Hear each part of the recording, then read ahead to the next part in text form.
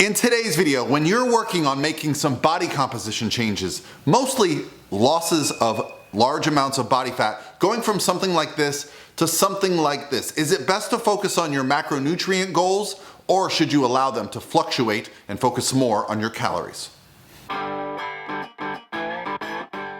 Hey guys, what's going on? This is Parabella from physique.com. In today's video, I want to break down the idea of setting a caloric deficit while also managing your macronutrients. If you're not familiar with macronutrients, those are the large goals that we set for ourselves on a given day regarding protein, carbohydrates, and fats. They all have a positive impact on our body composition, and in a caloric surplus, they can all have negative consequences. But what I want to talk about today is a question I got from you right here on my Instagram direct message. Hey Paul, when it comes to dieting, I trust your advice. My question is regarding macros when dieting. As far as energy and body composition, would you say it is best to keep carbs consistent when in a caloric deficit? So long as I hit my protein and I remain in a deficit, is it okay to let fats and carbs fluctuate to random amounts from day to day? So first things first, when I first learned about macronutrients is when I got into dieting down for bodybuilding competitions. Okay, so we're not talking about just general weight loss. Just general weight loss, you can create a caloric deficit through things like doing more and eating a little bit less. You're gonna lose body fat that way. That is the number one rule for fat loss. Now, when it comes to dieting down and building muscle, keeping muscle, growing muscle, throughout the process of losing body fat, or if you're dieting down and you have specific visual goals that you want to hit, right? I'll put a video here of me dieted down to, let's say, 5% body fat. And when I do that, I like to get on a bodybuilding stage and compete. However, not everyone is interested in that goal. So there are different ways to look at macronutrients. I do believe, no matter if I'm working with someone who is a lifestyle or a bodybuilding competitor, and we're happy to set up free consultations. I'll put a link below for coaching. But no matter what the goal, information and data are what allow us to reach our goals and having specific targets to hit. So if I'm talking about an athlete who is going to get on a bodybuilding stage, yes, I want to focus more on their daily carbohydrate and fat goals, okay, while keeping their protein pretty stable. However, for a lifestyle client, I allow more flexibility, right? So as long as we're not going below our thresholds or above our thresholds where we're gonna get into some trouble. If your carbohydrates get so low that you start to have lack of energy, trouble with weights in the gym, you know, I've had people tell me they completely cut out carbohydrates. Carbohydrates are your body's preferred fuel source, right? Carbohydrates are so important that if you don't eat them, your body will break down muscle to create glucose. It's called gluconeogenesis, right? So consuming carbohydrates is a great way to ensure that our training is good, that our body composition continues to be the same. But I understand the reason for controversy because carbohydrates are often mixed up with things like donuts and pizza, which actually have more calories from fat. So when you start paying attention to things like protein, carbs, and fats, you'll see that the window of foods kind of narrows and you start to make choices that fit your daily goals better. So should there be a range of fats? Yes. I find that it's very successful when you're able to not look at foods as good or bad, not binarily think I have to hit 45 grams of fat today, but hey, if I hit 55 or 60 grams of fat, well, instead of the 200 carbs I was planning, I'll just have 180, right?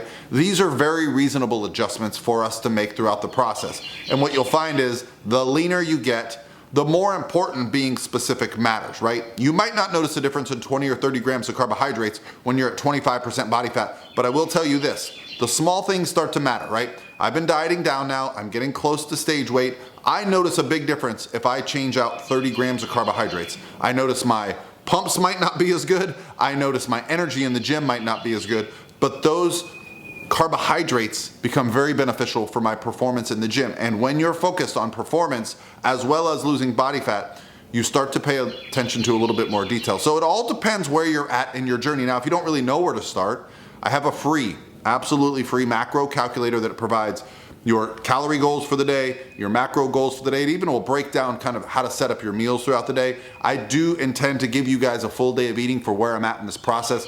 I've been working on some video content for you guys around my dieting down. I've been walking on an incline treadmill in my office as my only form of cardio. So when I set out to reach a goal like this, to get on a bodybuilding stage, to show you guys what it takes to get shredded, six-pack abs, lose the lower back fat, all the fun stuff, listen guys, I live it, I walk it, I talk it. I've got athletes competing at the highest level of the bodybuilding sport. and I do it myself. So I just want to provide you guys some very real world information on how to do that.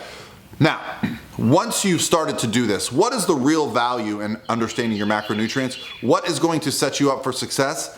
It's going to simplify the process, right? Start eating meals that you enjoy, start repeating those meals, start preparing your food in advance, and have that food prepared. That's really the most successful athlete, right? The most successful person is prepared ahead of time, and if something comes up and they need to change it, if they need to change their plans, they can certainly do that without too much stress. However, if you're just assuming wherever you go, you're gonna be able to find the right foods, you're gonna have time to cook, things happen, right? And this is where we can get off track, and it will often set you back a week because you say, well, it's already Tuesday, I've screwed up, I'll just start back next Monday. And I totally get that mindset. You wanna be prepared for the week ahead. Well, if you're preparing your meals, if you're looking at your daily goals, if you're using the macro calculator and going, okay, how can I set up my meals? And you're preparing those meals ahead of time, the work's already done. I guarantee the results are gonna happen when you're setting up your nutrition for the week, when you know when you're gonna do your activities for the week, your training, your cardio. When you're finding time to put yourself first, that's really where you start to see the progress. Now, the big ranges I find for carbohydrates are when we start to get about 10 times our body weight, right? So let's say you're a 150-pound person. When your carbohydrates get to about 150 grams per day and below, that's when, if you're training with any type of consistency, you start to notice you get a little bit depleted. So this is when we can actually do something called a refeed day or multiple refeed days, where we might bring our carbohydrates up by several hundred grams a couple days a week and allow us to refill out our glycogen stores, refill out those muscle stores, bring the calories back down, and continue on our way. This allows us to keep more muscle. It allows us to prevent metabolic adaptation at a fast rate, and it allows us to feel good in the gym and look good. And a lot of fat loss, guys and girls, is psychology. It's what's happening up here. And if you're dieting and you've lost some weight and you go in the gym and you feel like you can't lift as heavy and you look in the mirror and you think you're losing muscle, a lot of that's because your glycogen is gone. Those glucose stores are gone. And what happens is we start to feel like, oh, I'm losing muscle, I don't want to do this anymore. When in reality, yes, you've lost some body fat. Yes, you're a little bit depleted, but it's because you're not really paying attention to how many carbohydrates you're taking in. When it comes to the big picture, okay, you can lose body fat eating McDonald's. You can lose body fat being a vegan. You can be a flexible dieter. You can be on a rigid meal plan because that's what works for you. You can do fasting, but it is not required. There are no benefits to any of these diets outside of what works best for you mentally, okay? What do you find you're able to stick to consistently? That is really the value. I find most people prefer a flexible approach. Why? Because it removes the binary thinking of food, and I like where your head's at. If your calories go up from fat one day, well, maybe that day you just eat a few less carbohydrates, right? And therein lies the value of understanding that no day is set in stone, okay? I think a lot of us think like it's black and white. It's a good day or a bad day. No, there's flexibility, guys. Our bodies are so dynamic. You could be training harder one day, moving more one day. You could be getting sick or recovering from a cold. You could be going through your menstrual cycle. There are so many phases the body goes through that it's important that we understand that we don't look too closely at one single day or 2 single days, that we look at a week. So when you're looking at progress, make sure you're taking pictures about a week apart. Make sure you're taking weights consistently at the same time each day so you can look at average, and make sure you're getting some measurements, because these measurements, the waist, it's really going to change and allow us to lose some body fat. Okay, guys, hopefully that helps you make some smooth changes, and let me know your questions below or on my Instagram so I can help you guys get started this week. Let's get it going.